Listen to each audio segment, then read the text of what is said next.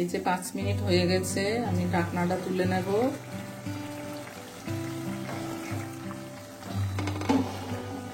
অনেকটা সুন্দর গন্ধ বেরিয়েছে, পুরো মাংসের মতো। না রান্না করলে বুঝবেন না, এইভাবে রান্না করে দেখবেন বাড়িতে, খুবই ভালো লাগে খেতে। লিপি কিচেনে আপনাদের সবাইকে স্বাগতম। তো আমি আজকে ইচল চিংড়ি রান্না করেছি, আমার পুরো ভিডিওটা দেখবেন। এই ইচল চিংড়িটা এখন নতুন বেরিয়েছে, খেতে খুবই ভালো লাগে। আপনারা বাড়িতে একবার ট্রাই করবেন। আমার ভিডিওটি যদি ভালো লাগে আমার চ্যানেলটি সাবস্ক্রাইব করবেন এবং শেয়ার করবেন এবং কমেন্টে জানাবেন কেমন হয়েছে। এই যে আমি ইচলটা ভালো করে কেটে ধুয়ে নিয়েছি। এটা ভালো করে কাটতে হয় হাতে তেল দিয়ে, না হলে প্লাস্টিক বেঁধে অনেক আঠা থাকে। এখন আমি একটা সিটি দিয়ে নেব। এইভাবে সিদ্ধ করা যায়, একটা সিটি দিলে তাড়াতাড়ি হবে, গ্যাসও কম লাগবে। একটা সিটি দিয়ে নেব প্রেসার কুকারে। এই যে আমি প্রেসার কুকারে দিয়ে দিচ্ছি। এখানে 1 কেজি ইচল আছে, 1 গ্লাস জল দেব, নুন হলুদ দিয়ে একটু একটা সিটি দিয়ে নেব। এই যে 1 গ্লাস পরিমাণ জল দিয়ে দেব, 500। নুন দেব 1 চামচ, হাফ চামচ হলুদ দেব। ঢাকনাটা লাগিয়ে একটা সিটি দিয়ে নেব। এখন আমি ইচল চিংড়ি করব, তার জন্য মশলাটা তৈরি করে নেব। এখানে 3টে শুকনো লঙ্কা দিয়েছি, কয়েক টুকরা আদা দিয়েছি, একটা বড় সাইজের টমেটো দিয়ে দেব, একটু জল দিয়ে দেব আর পেস্ট করব। ওখানে ইচলটা সিটি আসছে, আমি এখানে আরেকটা প্যান বসিয়ে দিয়েছি। এখানে সরষের তেল দিয়ে দেব 4 চামচ। এখানে ইচলের জন্য আলু কেটে নিয়েছি গোল গোল করে, এগুলি এখন একটু ভেজে নেব।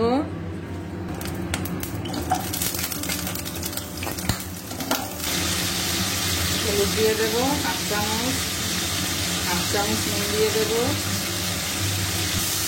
নেড়ে নেব। আলুটা ঢাকা দিয়ে ভাজবো, তাহলে সিদ্ধ হয়ে যাবে। ঢাকা দিয়ে রাখবো 2 মিনিট। এই যে আলুটা লাল লাল ভাজা হয়ে গেছে, এখন নামিয়ে নেব।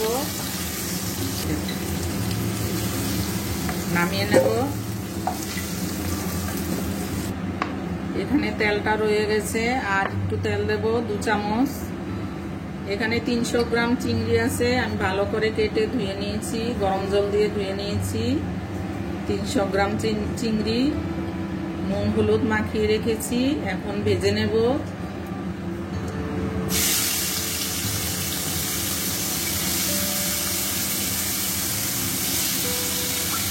লাল লাল করে ভাজবো।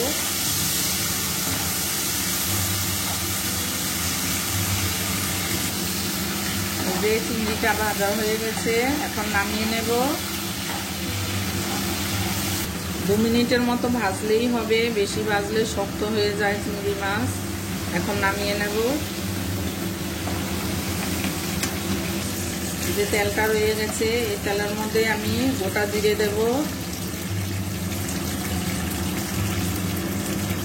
2 এলাচ দেব, 2 টুকরো দারচিনি দেব, লঙ্কা দিয়ে দেব, 2 তেজপাতা দিয়ে দেব। মশলাটা ভাজা হয়ে গেছে, সুন্দর একটা গন্ধ বেরিয়েছে।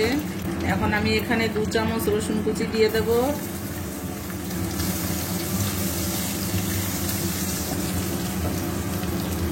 পেঁয়াজটা দিয়ে দেব, রসুনটা হালকা ভেজে নিয়েছি, পেঁয়াজটা দিয়ে দেব। এখানে 3টে বড় পেঁয়াজ আছে, কুচিয়ে নিয়েছি, পেঁয়াজটা দিয়ে দিলাম। যে পেঁয়াজটা ভাজা ভাজা হয়ে গেছে, এখন আমি মশলাটা দিয়ে দেব। যে মশলাটা আমি টমেটো আদা করেছিলাম, লঙ্কা, ওইটা দিয়ে দেব পেস্টটা। এখানে জিরের গুঁড়ো দেব 1 চামচ, ধনে গুঁড়ো দেব 1 চামচ, একটু জল দিয়ে দেব। মশলাটা ভাজা ভাজা করব।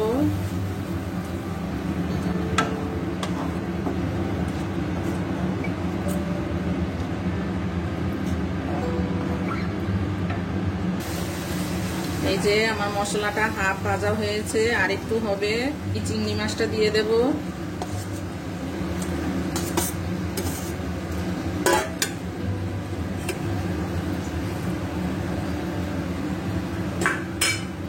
এখানে আলুটা দিয়ে দেব।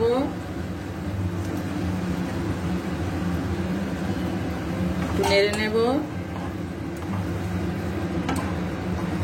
আলুটা আর একটু সিদ্ধ হবে, ওই জন্য মশলাটার সাথেই দিয়ে দিলাম।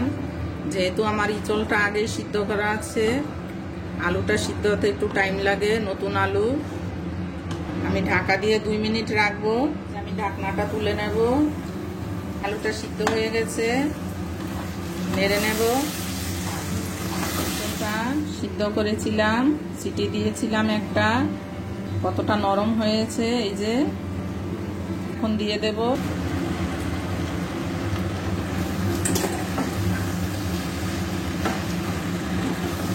আপনারা এই ইঁচড়টা বাড়িতে রান্না করে খাবেন, খুবই ভালো লাগে খেতে। এইভাবে রান্না করলে পুরো মাংসের মতো লাগে।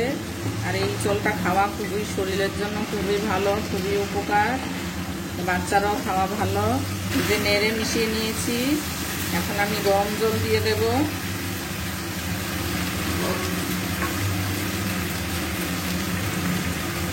তিন কাপ মতো গরম জল দিয়ে দেব।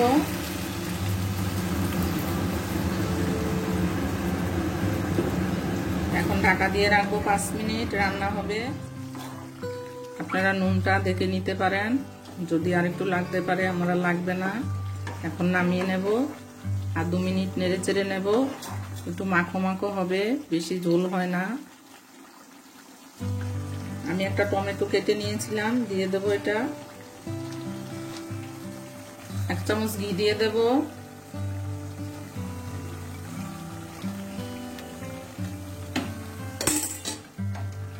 এখন নেড়ে চেড়ে নামিয়ে নেব। গরম মশলা দেব 1 চামচ।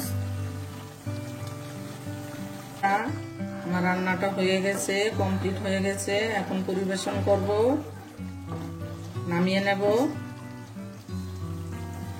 এই যে নামিয়ে নিচ্ছি।